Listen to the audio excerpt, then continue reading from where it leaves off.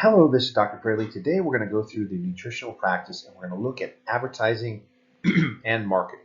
Now, I'll be honest, I am not an expert at this, but I've stayed pretty busy over the years, and I'm going to share the things that I've done that have worked. And there's lots of different ways to advertise and marketing. There are tons of advertising professionals out there who would love to be of help. Um, I can say pretty much every day I get contacted by somebody in a marketing profession who would like to do some things for me. So you can certainly spend all kinds of money and time marketing, and some of them work out pretty well, and some of them don't. But I'll just kind of share what I've done. So here we go. Health docs.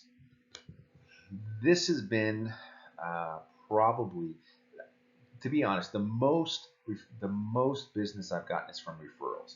But when you're starting off, you don't have anybody to refer to you yet. So you kind of rely on families and friends and whatever, church or organizations or whatever you go and are kind of a part of, and they become your group. But eventually you'll have patients and you'll be successful and they'll refer other patients. And that's, to me, that's how I built my practice.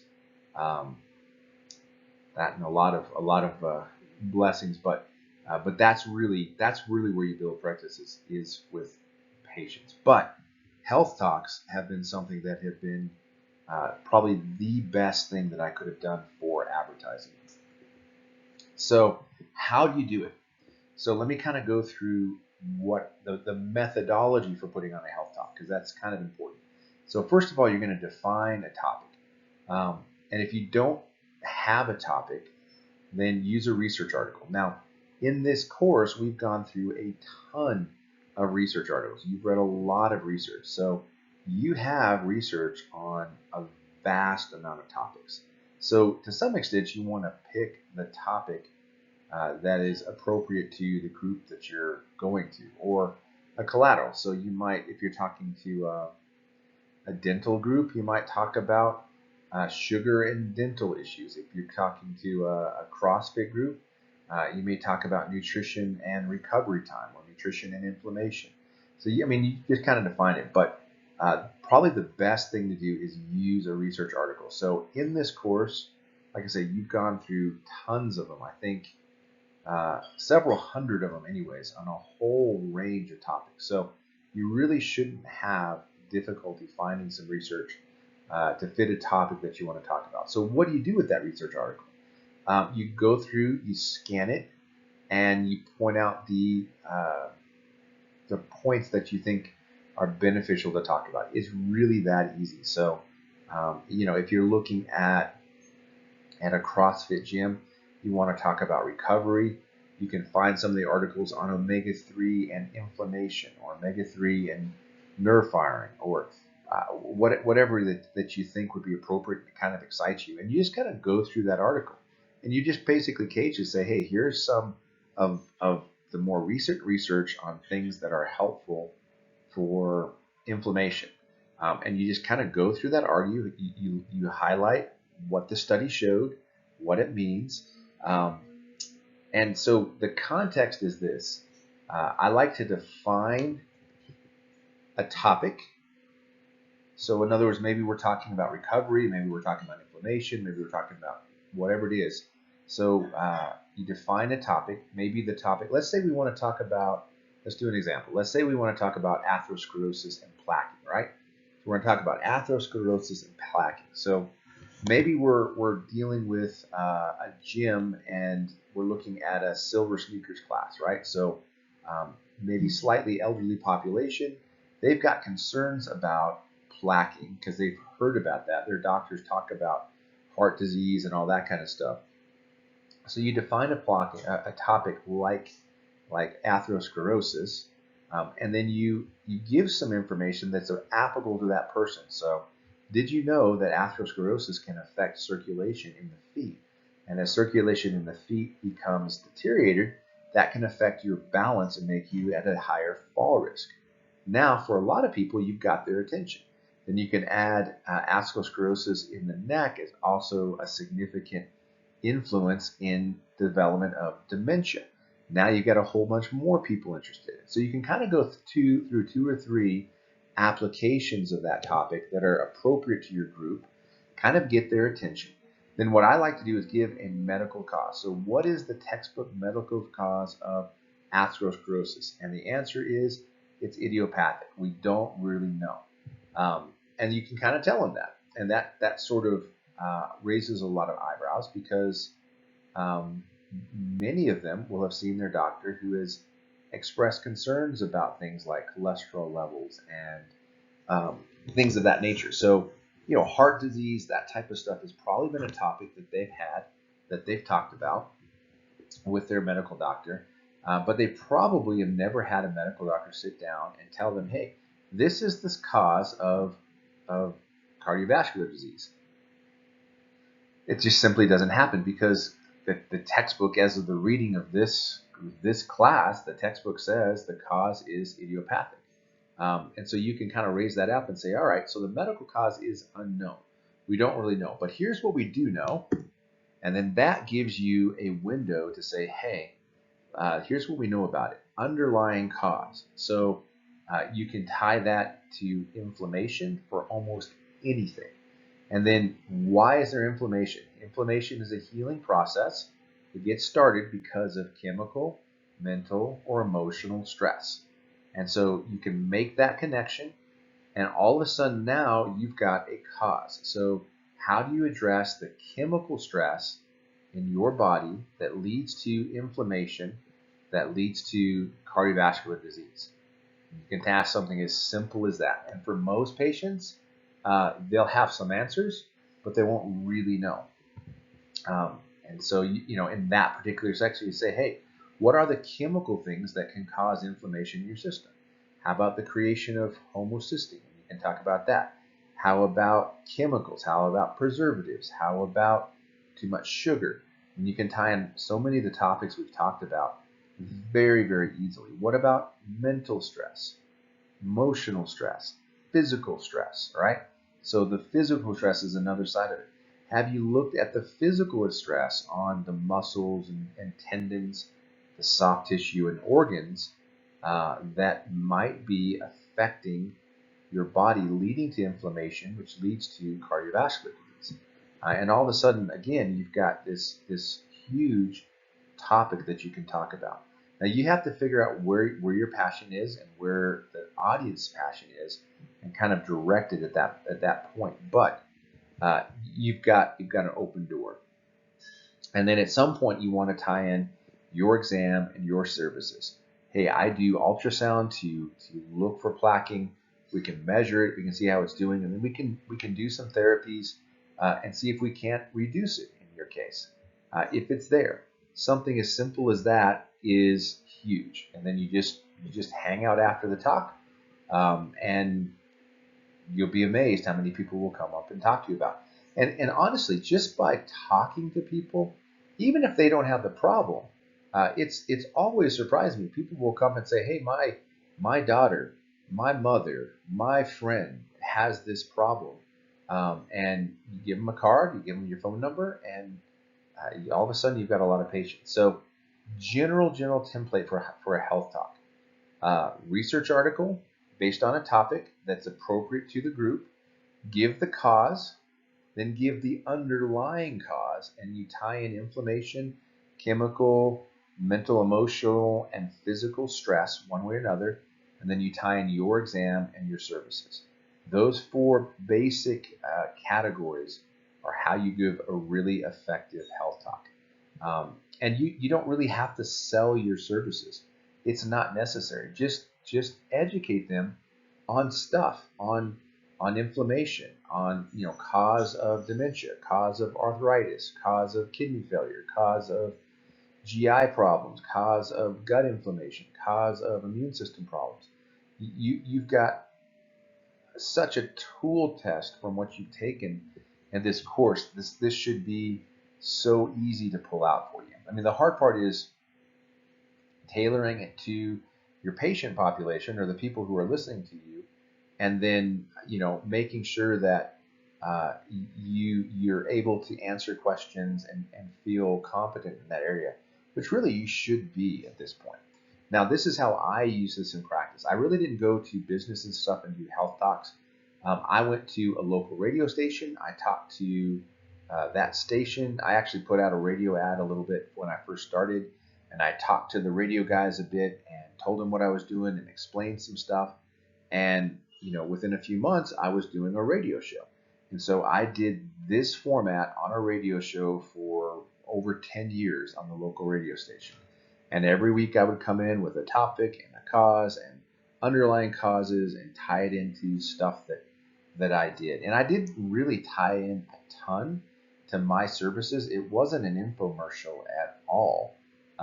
It was just, I was just trying to talk about health and what people could do to improve it and get into a better situation. And so after about 3 years of being on the radio, I was approached by the local newspaper, and they wanted me to write an article. So I wrote an article for the local newspaper for about, I guess 7 or 8 years. And then the paper actually closed down and was kind of taken over by an online paper, and I just sort of lost interest in it at that point. So, and I don't do that anymore. By this point, I've got enough of a referral base that really does pretty well for me. But that template works, and you can do that. I mean, you can go to different groups, you can go to different organizations, you can set up talks, and when you're getting started, that's awesome. You can show your subject matter expertise. It's always a little bit nerve-wracking in getting in front of people and talking. That's kind of it's kind of scary, to be honest, when you're first doing it. But you've learned a lot. You are prepared. At some point, you kind of have to trust yourself, and it's just like doing your report of findings for your patients. You're just basically giving an explanation of what's happening, why it's happening, and what can be done about it. Very straightforward, but very powerful, especially when you're starting out for establishing your business. Okay, some other ideas that I've used for a marketing strategy. So one of the things that I did up front is I did mailers. And so basically I mailed out like postcard coupons. Take this coupon in and get 50% off your initial exam or something like that. And I did a couple of thousands of those, and I did get patients from it. So I can't say it was a bad thing. But here's what I found on the mailers. When you did it as sort of like a sales pitch, you got patients who were looking for a bargain. Like that was really their mentality. And those patients weren't. That mentality doesn't go over very well. It just didn't go over well with me. So I would take that with a grain of salt. It did work. It did bring patients to me. So there's some value, but very few of those patients were good long-term patients. Like I say, for the most part, they were in there to get services as cheap as they could, and they kind of got what they could get for a bargain, and then they were gone. And that's so I wasn't super impressed with that. Facebook, almost a necessity these days. Now, I hate Facebook. I just do. I am never on Facebook. If I am on Facebook once a year, it's shocking. I'm not a social media person at all. But I have a Facebook page, and the way I do that is I have an advertising company that builds a website for me, and it's pretty basic. There's nothing fancy, and then they maintain a Facebook page. And really, all the Facebook page to me is you can look me up and get my address and phone number and stuff. Now, that advertising company will put some kind of article or something together a couple, 3 times a year just to keep people knowing that it's there and that kind of thing. But you almost, I think today you almost have to have a Facebook page, but it certainly doesn't have to be something that's you're monitoring all the time. Probably if you're really good at Facebook and you like it and you put a lot of effort to it, it will probably pay off. It really will.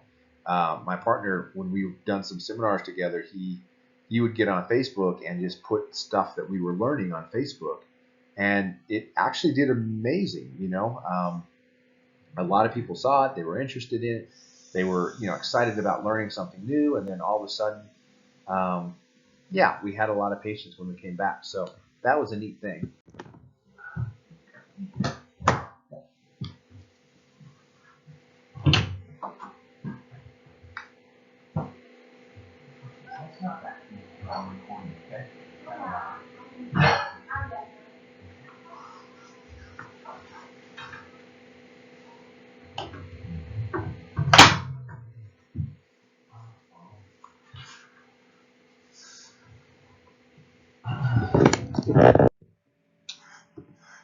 Okay, website. So you don't really need a website, in my opinion. Um, it's kind of nice. A lot of people will look online for things these days, versus when I started 20 years ago, like phone books were probably the more likely for people to search for. Today, they're not. Matter of fact, I don't really do anything in a phone book because most people are on their phone. They're going to look online, and um, they may or may not go to your website. But if you have a website, typically you rank better in Google searches and that kind of stuff. So uh, I'm not a computer programmer by any stretch of the imagination. So I hire a company that builds a website for me. Like I say, it's not something I put great effort or pride into, um, and I don't honestly get just a ton of patients from the website. I very rarely get them from the website. But what it's helpful is if a patient is referred to me, they can look up the website, see my services, see my fee schedule, get an address, get a map, and that kind of thing. And that part is useful. So it's more of that. They get the referral. They need to follow up to figure out where you are and what your number is. A website, internet listing is kind of where that fits in my opinion.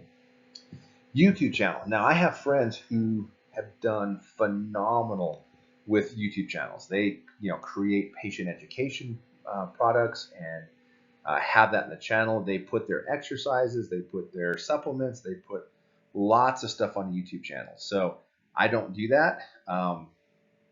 Not because it's bad or wrong, but I have a pretty full practice, and it's just not the best use of my time.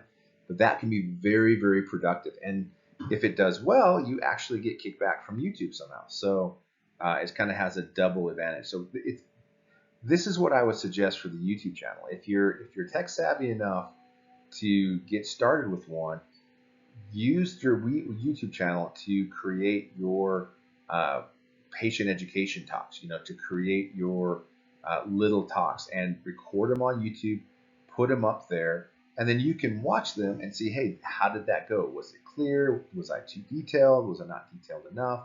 Was it too long? Was it too short? Was I clear in how I was speaking? And you can use that to better educate yourself on how to communicate to patients, and that is greatly valuable. And then, if you get some product that's really good, you can use that YouTube channel as a referral. Set up your patient education on your YouTube channel on what osteoarthritis is, or what leaky gut is, or what inflammation is, and how that works. And basically, instead of having to give the patient the same speech to every new patient, you can kind of put a presentation together, get something that's really nice, and then you can make that part of your new patient process where they watch some stuff and get education. I think that's a really good way to do it. Phone book, I have my address and my number in the phone book. I don't do phone book ads anymore. I think that very few people really look at it, even though the phone book advertisers will tell you that everybody has one and everybody looks at one. I think that's probably not true. So, in my opinion, I wouldn't waste a lot of money here. I mean, you need to be in the phone book. You need to have your address and phone number, your business name, and that's really about it. Networking with others. So we've gone through this, ways to do that, how to do that. A lot of towns, a lot of professional groups have some networking methodologies already set up, whether that's kind of like the LinkedIn online, or I know in our area we have an after hours business deal where the Chamber of Commerce sets up a monthly kind of get together at a business after hours, and they buy snack foods and kind of show you around and tell you what they do and that kind of stuff. When you're starting, those are really good things to just do. And the more you can meet people, get seen, get heard, the better off you are. So look for those. There's lots of them out there. It's pretty easy to get involved with. Health screenings. So health screenings, and what I mean by health screenings are going somewhere. You go to a mall, you go to an event, and you do an actual health screening. And so what you want to do is you want to have some kind of way to screen. So some technology. So maybe you bring like the heart sound recorder, right? So you can listen to people's hearts. And you bring that and you just offer a free heart sound recorder, and you record their heart and you tell them what you find. And you give them, your name and number, and tell them if you want to follow up and do something, here you go. And uh, those are phenomenal. I think that they're a great experience when you're starting out. Once you've been in business a while, you don't have to do that. But the value of that is some in getting new patients, because you will get new patients for that. It's mostly in getting your patient communication skills down. When you see something, can you communicate what you're seeing to the patient? And can you do that well?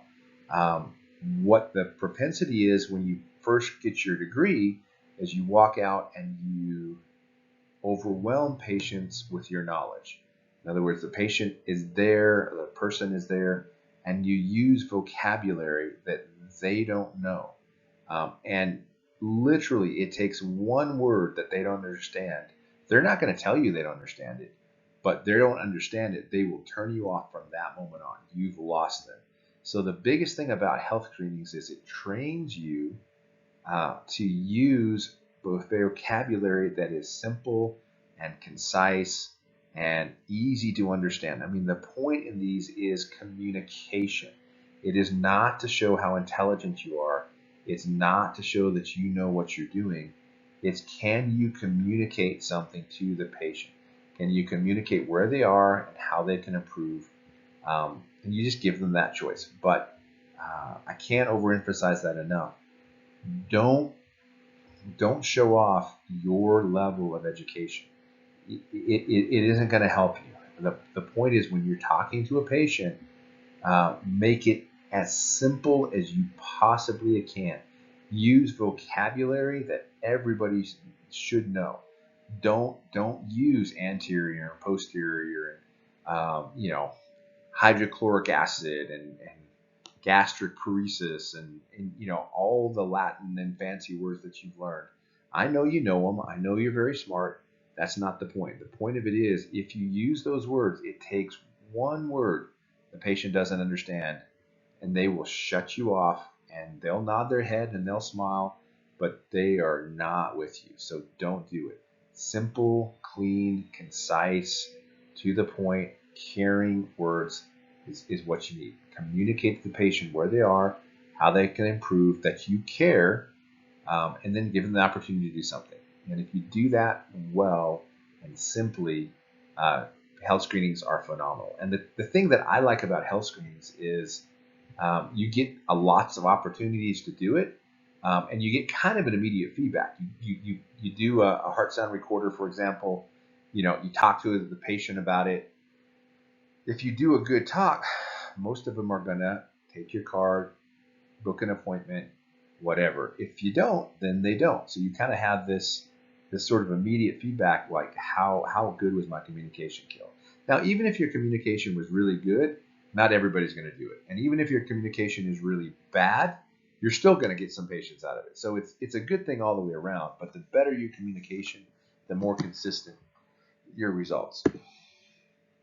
So after hours, I kind of talked about that. Like after hour business, go meet other businesses, go see what they do.